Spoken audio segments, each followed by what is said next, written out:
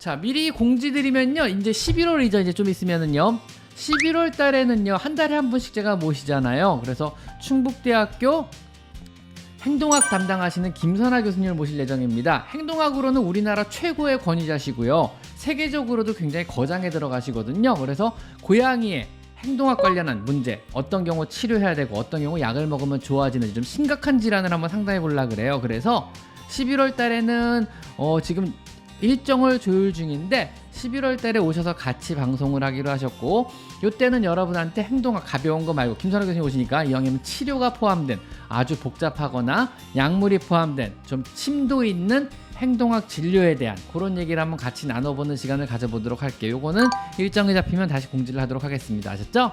좀 전에 둘째가 5층에서 떨어졌어요. 제가 잠깐 발코니 문을 열고 화장실 간 사이 너무 놀라서 24시간 병원 가서 초음파 엑스레이 피검사 했는데 이상이 없어요. 5층이면 이상이 없을 수 있어요. 괜찮아요. 너무 놀라서 지금도 손이 떨리는데 사냥놀이도 하고 밥도 잘 먹거든요. 괜찮을 것 같습니다. 높은 데서 떨어질 때 고양이가 문제가 뭐냐면요, 어중간한 높이에서 떨어지면요, 팔이 부러져요. 착지하다가.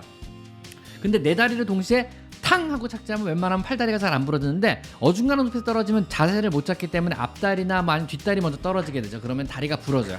왜냐하면 체중을 분산을 못 시키는 거죠. 몸을 충분하게 넓어서 공기 저항을 줄이고 팡 하면서 체중을 분산시켜야 되는데, 얘들이 그게 안 되면은 탈다리가 부러지는데, 일단 이거 안 하면 될 거예요. 두 번째로 앞다리 짚으면서 미끄러지면 턱이 부러져요. 요거 문제. 세 번째는 너무 높은 데서 대책 없이 옆으로 그냥 떨어지면 폐를 다쳐요. 그래서 코피를 흘리죠. 이런 애들은요. 마지막으로 머리를 다쳐요. 머리부터 떨어지면요. 그래서 머리 괜찮고 코피 안 흘리고 팔다리 멀쩡하면은 대개는 괜찮아요. 그런 경우 큰 문제는 없더라고요. 그래가지고 어중간한 높이 아니면 의외로 괜찮은 경우도 많으니까 너무 걱정하지 마시고, 찰과상 이런 거 잘 보신 다음에 피오줌을 싼다거나 밥을 안 먹거나 피오줌을 싸거나 아니면 코피를 흘리거나 토한다거나 이런 증상만 없다 하면 크게 문제 없으니까, 오늘 사람도 교통사고 나면 하루 지켜보잖아요. 오늘 하루 잘 지켜보시고 큰 문제 없다 그러면은 밥도 잘 먹고 내일까지도 코피도 안 흘리고 내일까지도 구토도 없고 내일까지도 그렇다 그러면 별 문제 없이 잘 클 겁니다. 걱정하지 마세요. 아셨죠? 하느님이 도와주신 것 같아요. 감사합니다. 고양이가 스스로 도운 거 하니까 자기가 자세를 잘 잡고 잘 뛰어내렸잖아요. 내가 잘했는데 왜 누구한테 고맙다 그래 이러는 거 아닐까, 고양이가 집에서. 어쨌든 하느님께 감사하시면 됩니다. 뭐 누구한테라도 감사하면 되는 거죠 뭐. 선생님, 집에서 걸어날 때 항상 꼬리가 위로 올라가 있어 행복한가요? 그렇지 않아요. 고양이마다 다양합니다. 요즘 꼬리가 위로 잘 안 올라가 있어서 걱정해. 보통 이제 활기차고 호기심 많은 애들은 꼬리를 위로 세우는데요, 근데 보통 나이가 들거나 아니면 좀 뚱냥이거나 아니면 이제 만사가 좀 귀찮은 거죠. 이런 애들은 꼬리를 굳이 들지 않아요. 보통 이제 되게 활기차고 호기심 많고 뭐지 또 뭐하고 놀지 이런 스타일이면 꼬리를 계속 들고 다니는 거고, 그게 아니면 그냥 집에서 편안하게 있는 거죠. 어린애들 막 소리 지르면서 뛰어다니는 거하고 그냥 어른이 그냥 편안하게 집에서 누워서 테레비 보는 거하고, 이런 어떤 입장 차이, 감정 차이 정도 생각하시면 될 것 같아요. 별 문제 아닙니다. 신경 쓰지 않으셔도 됩니다. 주인이 우울증 있으면 고양이도 우울증이 생기나요? 그렇진 않지만 주인의 감정에 고양이는 민감하게 반응합니다. 그래가지고 주인이 지나치게 우울하면은요, 고양이도 같이 힘들어하는 경우도 종종 있거든요. 주인의 감정에 고양이도 반응을 해요. 그래가지고 보통은 주인이 행복해야 고양이도 행복하다, 이런 이론을 많이 피거든요. 실제로도 그렇고요. 그래서 그냥 조금 기운 내시고 고양이 잘 돌봐주시면은 기운을 같이 찾을 수 있을 겁니다. 얼마 전에 제가 정우열 쌤이라고 정식권 쌤하고 같이 방송을 한번 진행했어요. 우울증 환자가 고양이를 키우는 거에 대해서 어떻게 생각하시는 질문을 한번 한 적이 있어요. 제가 했더니 그분이 방송에서 하시는 말씀이, 일단은 찬성을 하신대요. 왜냐하면 우울증이 계신 분이 고양이를 키우면 루틴이라는 게 생겨요. 고양이 밥을 줘야 되고 똥을 치워야 되고, 루틴이 있다는 것 자체는 우울증을 극복하거나 우울증이 더 심해지는 걸 막는데 아주 중요한 요소거든요. 그래서 무언가 할 일이 있다는 거, 그 다음에 내가 누군가로의 중요한 존재라는 사실, 그 다음에 내가 돌봐줘야 할 대상이 있다는 거는 우울증을 계속적으로 지내는 사람, 우울증을 앓고 있는 사람에게 나쁘지 않은 선택이라고 분명히 얘기를 하셨어요. 근데 단 너무너무 심한 우울증이면요, 고양이를 돌볼 수가 없대요. 더 이상요. 그러니까 심한 우울증을 앓고 있다면은 고양이조차도 돌볼 수 없기 때문에 고양이가 같이 집안에 있는 것 자체가 고양이 입장에서 되게 안 좋을 수도 있다는 거죠. 왜냐하면 내가 돌봐야 할 대상을 돌봐야 되는데 내가 그것조차 못했던 게 심한 우울증이라면, 돼서 너무 심한 우울증이라 그러면은 고양이를 키우는 게 그렇게 도움이 안 될 뿐더러 고양이한테도 안 좋다고 그런 의견을 제시하셨어요. 이건 제가 의사가 아니기 때문에 그분의 의견을 전달을 해드린 겁니다. 제 의견을 말씀드리는 게 아니고, 왜냐하면 사람의 우울증을 제가 진단하거나 거기에 대한 처방을 제가 내릴 수 없어요. 법적으로도 옳지 않고 제가 잘 알지도 못하는 분야거든요. 사람에 대해서는요. 그래서 얼마 전에 정호였으니까 함께 한 방송분이 있으니까 그거 보시면 그런 관련된 내용이 있을 거예요. 그래서 요약본을 한번 보시고 정호선생님과 같이 방송한 내용을 한번 보시면은 우울증 환자분들에게 많은 도움이 될 것 같습니다. 귀 파지 말라는 게 아니고 너무 더러우면요. 그냥 살짝 귀 세정제 같은 거 솜에다 묻혀서 손가락 들어간 데까지 이렇게만 닦아주시는 거 정도? 이 정도까지만 해주시면 돼요. 뭐 그냥 그 정도만 닦아줘도 충분하거든요. 귀 속까지를 파지 마시고 그냥 그 정도만 루틴하게 해주셔도 괜찮을 것 같아요. 근데 너무 자주 건드리는 건 안 좋습니다. 너무 더럽거나 지저분하거나 그러니까 자극을 이렇게 해서 불편하다 생각하면은 그 정도 파주고, 파주는 걸로 안 될 정도로 안에서 시커멓게 막 나온다. 그건 치료를 요하는 상태니까 병원에 데리고 가서 치료를 받으셔야 됩니다. 아셨죠? 단 고양이 입장에서 고양이가 불편한다 그러면은요 닦아줘야죠. 당연히요. 당연한 거 아니에요? 그거 눈에 보여서. 그리고 내가 불편해도 닦아줘야죠. 눈으로 봐도 더럽고 냄새나면 닦아줘야죠. 당연히요. 나랑 같이 사는데 아무리 고양이를 위한데도 나도 좀 이해해줘야 될 거 아니에요. 당연한 겁니다. 그거는요. 그 정도 수준에서 닦아주시면 될 것 같아요. 이거는요. 오버그루밍을 왜 하는지가 중요해요. 자극원, 아까도 말씀드린 이게 자극원이 있는 건지 자극원이 밖에 있는 건지, 그러니까 피부병이 있어서 아니 간지러워서 자꾸 오버그루밍을 하는 건지, 아니면은 머릿속에 자극원이 있는 건지, 어떤 스트레스 질환 때문에 오버그루밍을 하는지 확인을 해보셔야 돼서, 오버그루밍을 많이 하는 애들이 의외로 정신병 가진 애들이 많아요. 그래가지고 강박적으로 오버그루밍을 하는 경우도 있고 스트레스 때문에 오버그루밍을 하는 경우도 있거든요. 그래서 이게 정신적인 문제인지 어떤 피부적인 문제인지 확인해보고, 정신적인 문제 때문에 오버그루밍 한다면 제 영상에 오버그루밍 편 보시면 나와 있거든요. 필요하다 그러면 약을 먹여야 될 수 있어요. 오버그루밍 같은 경우는요. 그래서 요거는 제 영상에 오버그루밍 보시고 약을 먹여야 될 상황인지 아닌지를 선생님 한번 판단해 보신 다음에 아무래도 심각한 것 같아 그러면은 동물병원 선생님하고 상담을 하고 진료를 받아봐야죠. 이게 약을 먹어야 되는 건가요? 안 먹어야 되는 거예요. 피부약이 아니고 머리약이죠. 쉽게 말하면요. 그걸 한번 확인해 보시는 건 나쁘지 않을 것 같습니다. 하루에 한 번 꼭 이불에 소변을 봅니다. 하루에 한 번 왜 이불에 소변을 볼까요? 요거는 고양이가 소변 실수한다는 영상, 제 영상이 하나 있어요. 고양이가 소변을 실수한다면이라는 영상이 있으니까 그 영상 한번 참고해 보시면 될 것 같아요. 그래서 아마 이불 자체에 소변 냄새가 배 있어서 자꾸 거기다 오줌을 싸는 것 같아요. 그래서 이불을 소변 냄새를 완전히 없애야 될 거예요. 자신의 소변 냄새가 묻은 곳은 고양이 입장에서 그냥 화장실일 뿐이에요. 얘는요. 여기도 화장실이고 여기도 화장실인데 저기 화장실은 모래를 묻을 수 있는 화장실이고, 여기 화장실은 신기하게 오줌을 싸면 오줌이 싹 흡수돼서 내가 묻을 필요가 없는 화장실이네, 이렇게 인지라는 거죠. 이불을 버리든 아니면 이불을 빨고 냄새를 완전히 유리노프 같은 효소계 화학제죠. 효소계 고양이 오줌 냄새 제거제죠. 유리노프 같은 걸 충분하게 뿌려서 불려가지고 완전 냄새를 없애주셔야 될 거예요. 완전 냄새를 없애주시고 햇빛에 바싹 말려가지고 냄새가 전혀 안 나게 하고, 한동안은 침대 접근을 못하게 하셔야 돼요. 완전히. 그것도 뭐 한 달 정도 아예 침대 접근 못하게 하세요. 왜냐면 쌌던 이불에 자꾸 쌀라 그러기 때문에 아예 접근을 못하게 막아버리고, 얘가 쓰기 편한 화장실을 한 군데서 늘려주라 그래요. 그쪽 화장실로 자꾸 유도하다가 충분하게 이제 더 이상 한 달 뒤에 괜찮겠다 싶으면 그때 다시 한번 집에 방 안으로 들여보는 거죠. 일단 냄새 배에 이미 냄새가 고양이가 맡을 수 있는 냄새가 배에 있는 이불 자체가 문제일 가능성이 커요. 그래서 냄새를 완전 없애든 이불을 치우든 하셔야 될 것 같아요. 이 경우는요. 수술 부위 할 때면 절대로 안 되는 게요. 이게 무서운 게요. 수술한 데는 이렇게 실밥이 있잖아요. 그 사이로 침이 이렇게 들어가요. 그래가지고 안으로 쓱 스며들어가지고 침이 수술 부위를 녹여버려요. 그래가지고 안에 염증이 심하게 생기는 거죠. 침이라는 게 되게 묘하거든요. 거기다 고양이는 할 때면 정신없이 계속 강박적으로 할 때 구루밍 하듯이. 그러니까 수술 부위로 침이 엄청나게 들어가가지고 수술 부위가 쭉 벌어지게 돼요. 녹아서 벌어지는 거죠. 이 경우는요. 안 붓고 벌어져 버리는 거죠. 재수술을 또 해야 되는 경우가 많이 생겨서 절대로 수술 부위 못하게 하셔야 돼요. 수술했으면은요. 수술 부위 하는 게 제일 무서워요. 저희는요. 선생님 수분 보충하시고, 수분 보충. 이 말라서 나중에 목소리가 갈라질 것 같네요. 그래서 1시간밖에 안 합니다. 갈라지게. 여러분 안녕하세요 이럴 수 없잖아요. 김꾸꾸님 의견을 받아들여 커피 한잔 했습니다. 감사드립니다. 김꾸꾸님. 5개월 된 울 아기 할머니나 제가 나가면 분리불안이 심합니다. 중간문을 긁고 옵니다. 분리불안이 얼마나 심하냐에 따라서 이게 치료를 해야 되는 상황인지 무시해도 되는 상황인지 결정이 돼요. 고양이는 일반적으로 분리불안 정도가 좀 낮은 편인데, 예를 들어 문을 긁고 울다고 쳐요. 얼마나 그래요? 물어보는 거죠. 10분 정도 그래요. 냅두세요. 그 정도는 분리불안 아니에요. 떼쓰는 거죠. 그냥 나가지 말아라 주인아, 나랑 좀 더 놀아달라고 떼쓰는 거지 분리불안 아닙니다. 분리불안은 어느 정도냐면요, 사실 주인이 딱 나가잖아요. 그러면 주인이 나간 문을 향해 앉아가지고 1시간이고 2시간이고 계속 문만 쳐다보고 있어요. 주인 돌아올 때까지. 꼼짝도 안 하고요. 밥도 안 먹습니다. 물도 안 먹어요. 그리고 그 자리에서 잠을 자요. 주인이 올 때까지. 주인이 들어오면 그때 가서야 물을 먹고 밥을 먹고 화장실 가서 오줌을 싸요. 문 앞에서 안 움직이는 거예요. 주인이 올 때까지. 그게 고양이의 분리불안입니다. 요럴 때 보통 CC 카메라를 놓으라 그래. 홈 CCTV라 그러네. 그걸 하나 놓고 관찰을 해보는 거예요. 얘가 내가 없을 때 어떻게 하는지. 정말 분리불안에 사로잡혀서 정신적으로 문제가 생겨가지고 자해행위를 하거나 물어뜯거나 한 자리에 서서 안 움직이고 밥도 안 먹고 물도 안 먹고 너무너무 심각한 상황이고 얘 삶의 질이 피폐해진다 그러면 분리불안 치료를 해야죠. 약을 먹여야죠. 평생에 걸쳐서 계속적으로 약을 먹여야죠. 얘를요. 그래서 얘 삶의 질을 조금 더 개선해줄 방법을 찾는 거죠.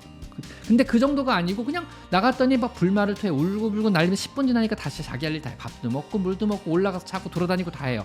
주인 오면 또 다시 투정 부리고 떼써요. 이건 분리불안 아니에요. 떼 쓰는 거죠. 요거는 냅두셔도 상관없습니다. 그래서 얘가 떼를 쓰는 건지 실제로 치료가 필요한 심각한 정신적인 문제인 분리불안 상황인지를 판단을 해보시는 게 맞을 것 같아요. 얼마 전에 고양이가 싫어하는 냄새 영상 보고 너무 궁금해서 반대로 양이가 좋아하는 냄새 뭐가 있을까요?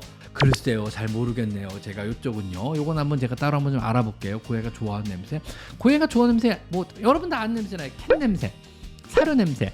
그게 대부분 이제 비릿한 냄새들이야. 고기 냄새. 뭐 이런 것들 좋아하죠, 당연히요.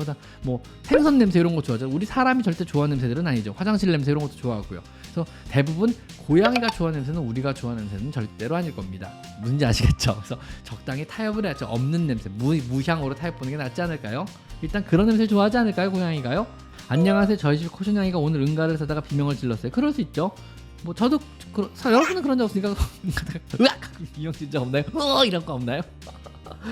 변비인 것 같은 병원에 데려갈까? 아니요. 이 정도 변비는 병원에 갈 필요 없고요. 사료를 받거나 물을 많이 먹이시면 해결됩니다. 그래서 고양이 변비에 대한 영상도 있으니까 그거 한번 참고해 보시면 될 것 같아요. 제 영상 보시면요. 포인트는 물을 많이 먹이라입니다. 아주 심각한 변비가 아니라면 사료를 바꿔주고 섬유질이 풍부한 사료를 바꿔주고 물을 충분하게 급여하면 좋아진다. 이게 포인트긴 한데 제 영상 중에 고양이 변비와 관련된 영상도 있으니까 이거 한번 참고해 보시면 될 것 같습니다. 고양이가 목욕을 자주 해도 되나요? 뭐 자주 해도 되겠지만 자주 하는 게 몸에 좋지는 않습니다. 그러니까 목욕은요 보통 주인과 타협이라 그래요. 목욕 평생 안 해도 상관없거든요. 고양이가 뭐 건강을 유지하는데 전혀 입장 없거든요. 근데 이제 우리 입장에서 같이 나랑 얘를 끌안고 자야 되는데 막 너무 냄새가 심하다든가 뭐 어디서 이상한 걸 막 잔뜩 묻혀왔다든가 막 그러면 시켜야 되잖아요. 왜냐면 나랑 같이 살아야 되니까. 그래서 주인과 타협을 해서 나랑 같이 살려고 시키는 거니까 너무 자주 시키는 건 고양이 피부에는 안 좋아요, 사실은요. 그래서 그냥 적당히 시키시는데 그냥 뭐 제 주변에 보면은 저희 병원 같은 경우는 3-4달에 한 번 정도는 시켜줘요. 왜냐면 여기는 그래서 먼지가 많고 애들이 막 서로 늘고 막 서로 토하기도 하고 이래가지고 몸에 묻으면 뭐 시키거든요. 이게 뭐 3-4달에 한 번은 시키게 되더라고요. 몸이 오염이 돼가지고. 그리고 저희 집 고양이 같은 경우는 그냥 1년 전에 한 번 시켰나 그러고 보니까 전 안 시켜요, 사실은요. 그래서 그냥 나는 얘가 항상 깨끗하기 때문에 별로 신경을 안 써요. 그냥 같이 끌안고 자는데 신경을 별로 안 써요. 그래서 적당히 이거는 타협하는 정도이기 때문에 내가 필요해서 시키는 거지 고양이가 필요해서 시키는 건 아니거든요. 많이 오염됐으면 시켜줘야죠. 그게 아니라 그러면 안 시키셔도 고양이 건강상에 아무런 문제가 없습니다. 한순진님, 선생님 목이 아파요. 네. 한순진님께서 또 물을 마시라고 그러셔서 제가 따뜻한 커피를 한잔 마시고 하겠습니다. 고맙습니다, 한순진님. 2만 원이나 보내주시면서 물을 마시라고 하시니 어찌 안 마시겠습니까? 마시고 하겠습니다. 이게 옆집 고양이가 절뚝거리면서 손다 보니까 이 육이 그냥 길냥이 같아요, 느낌에. 그래서 그냥 입양이요. 이사 간 다음에 계속 매일 와가지고 밥 주긴 힘들잖아요. 입양하는 게 어떨까요? 입양이요. 옆집에서 키워요? 그럼 옆집에서 키운다 그러면 뭐 해줄 게 뭐가 없. 근데 왔다 갔다 딸은 또 찾지 않을까? 옆집 주인이 키우시는 주인분이 뭔가 잘 해주지 않을까? 얘가 또 상심한 마음으로 옆집 주인분이 이제 질문을 저한테 해야겠죠. 옆집 고양이가 이사간 뒤로부터 우리 고양이가 우울해요. 어떻게 해야 될까요? 하고 물어보겠죠. 더 많이 놀아주세요.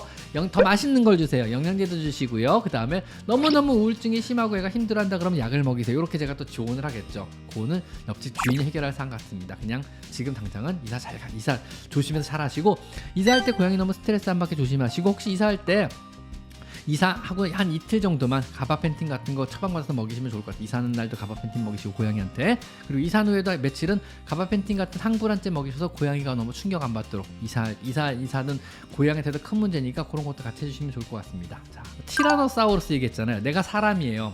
티라노사우루스가 나를 키워요.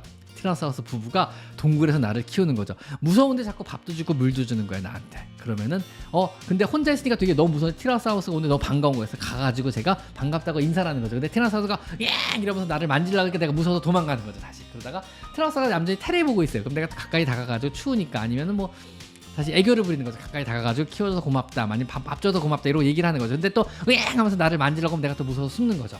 이런 거 반복하는 거죠, 그냥요. 그러니까 고양이가 근본적으로 불안감이 있고 공포심이 있어요. 사람에 대한. 이건 평생 갖고 가는 거예요. 그 고양이는요. 그거를 어느 정도 극복해서 이제 친해지는 선을 정한 거죠. 이럴 때는 가까이 다가가도 덜 무섭더라. 근데 이럴 때는 무섭더라. 이런 게 있는 거죠. 그래서 왔다 갔다 하는 거죠. 뭐 이게 완전히 뭐 이제 사람한테 개냥이처럼 들러붙고 이런 성격은 앞으로는 평생 아닐 거예요. 왜냐면 근본적으로 사람에 대한 불안감은 DNA에 각인돼 있는 애거든요. 얘는요, 유전적으로요. 어쩔 수 없어요. 불안감이란 정의는요, 사람과 친화도는요, 아빠의 유전자에서 결정이 많이 된다 그래요. 연구 결과는요. 그래서 아빠의 유전자가 이제 사람에 대한 불안감이 어느 정도 있는 유전자를 받으면요, 불안감이 어느 정도 있는 상태가 태어난다 그래요. 이게 이제 사회화 시기를 거치면서 많이 좋아질 수는 있지만 완전히 좋아지기 힘들다 그럽니다. 이런 연구 결과도 있다 그래요. 재밌죠? 새로 산 사료에 벌레가 생겼어요. 버려야죠. 며칠 먹였는데 당연히 버려야겠죠. 우울하게 괜찮을 겁니다. 아마 구충제 먹여야 할 거예요. 구충제는 원래 매달 먹이는 겁니다. 매달 발라주는 거니까 매달 발라주듯이 그냥 발라주시면 되고요. 사료는 당연히 버려야죠. 새로 사주십시오. 그리고 벌레라는 게 뭔지 모르겠지만 되게 뭐 크게 문제 안 되는 벌레들이라 그러면 먹어도 상관없습니다. 사실은 고양이들 원래 벌레를 주식으로 바퀴벌레 잡아먹고 살거든요. 지네도 잡아먹고 바퀴벌레도 잡아먹고 살아요. 벌레를 잡아먹고 사는 것도 고양이의 식사 습관 중에 하나이기 때문에 뭐 괜찮습니다. 근데 이제 가끔가다 이제 기생충이 있는 연갓이나 이런 기생충이 있는 벌레들도 있으니까 혹시 모르니까 구충제 정도는 발라주는 게 좋을 것 같습니다. 선생님 반려하시는 양이들 소개 영상 한번 찍어주시면 안 될까요? 그 잠깐이 너무너무 귀여워요.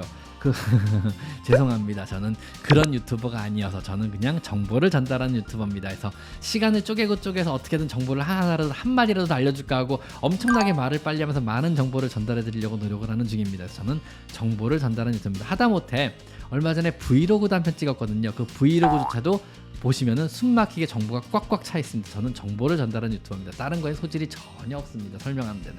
조만간 브이로그 다시 하나 찍겠구나. 브이로그 하나. 근데 브이로그도 자꾸 정보 영상이 들어가가지고 저는 일단은 브이로그 하나 좀 조만간 11월 달에 하나 찍어서 올리게 될 것 같고요. 미리 예고하면은요, 제가 저번 달에 로얄캐닌 로얄캐닌 광고 영상을 하나 찍었어요. 사료에서 캠페인 광고죠. 로얄캐닌의 캠페인 영상을 하나 찍었어요. 그래서 좋은 캠페인이라 기꺼이 참여를 했고요. 대신 로얄캐니도 좋은 캠페인을 벌인 것을 광고를 주는 만큼 저도 광고를 돈으로 안 받고 사료로 받기로 했어요. 그래서 이번에 꽤 많은 사료를 로얄캐니로부터 받게 돼가지고 11월 달에 받기로 했거든요. 받게 돼가지고 그 사료를 전부 다 기부를 하기로 했습니다. 당연히 사료를 받으니까 기부를 하겠죠. 내가 먹을 것도 아니고 병원에 놓고 팔 것도 아니잖아요. 그래서 사료를 몇 군데 보호소를 정해서 기부를 할 건데, 이제 기부하는 영상을 찍어가지고 올리려고. 왜냐면 증거가 있어야 되잖아요. 제가 사료를 받았습니다라고 여러분께 말씀드렸고 많은 분들이 받으시고 부탁을 드렸는데 이걸 증명을 안 하면 안 되잖아요. 그래서 사료를 받았다는 거, 그 사료를 전부 다 기부하겠다는 걸 이미 공지를 했기 때문에 사료를 받아서 기부하는 장면들, 또 얼마를 기부했다, 얼만큼 받았다, 이거를 전부 다